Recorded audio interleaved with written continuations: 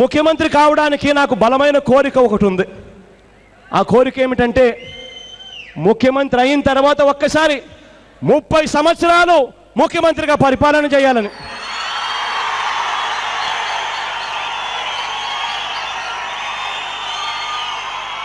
చనిపోయిన తర్వాత ప్రతి ఇంట్లో నా ఫోటో కూడా నాన్న ఫోటో పక్కన ఉండాలి అన్న తాపత్రయం నాకుంది. నాడు నేడు ఆంధ్ర రాష్ట్రంలో మాకు ఒకే ఒక ముఖ్యమంత్రి ఉంటారు, అది మా చంద్రబాబు నాయుడు గారే. ఇంకా ఆ పాత్ర ఎవరూ చేయలేరు, దాంట్లో మాకు క్లారిటీ ఉంది. ఈ జగన్మోహన్ రెడ్డి అంటా ఉన్నాడు ఆయన ముఖ్యమంత్రి అవుతాను, 30 ఏళ్ళు ముఖ్యమంత్రిగా ఉంటానని చెప్తా ఉన్నాడు.